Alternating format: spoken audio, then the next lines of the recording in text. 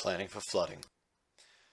The scenario is set in Western Europe and requires the player to develop the township whilst ensuring that the damage as a result of flash flooding is mitigated.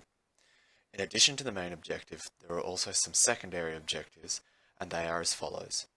Develop a township that has a population of 750 people, cover the wells, build 2 schools, and build 2 hospitals.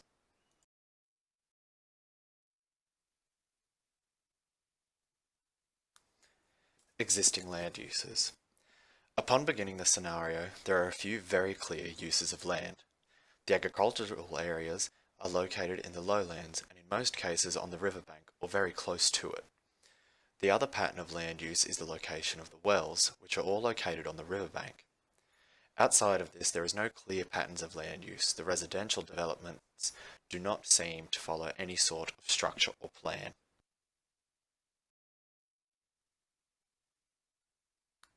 Physical geographical characteristics. In regards to the hydrology, the area is quite abundant in surface water with a series of rivers and streams running through the entirety of the township. There is a stream that runs downhill to the northwest that feeds into a larger river.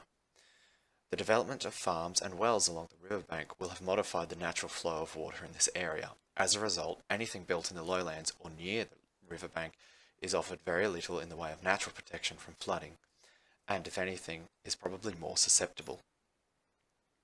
Another important aspect of geography is the hills and slopes in the area, as due to the water in the area there is a potential for landslides. Caution should be exercised when developing on or around these slopes. With all this in mind, it is time to start developing the town so that it can withstand the coming disaster.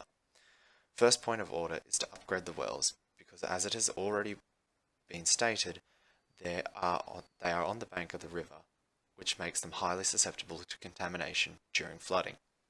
It is also important to protect the existing residential areas along the river, which we can achieve by building levee banks to divert the water away from the residents and a drainage area to siphon this water. Although the hills can be a risky area to develop, what with the risk of landslides, they are also a favourable choice as they avoid the flooding.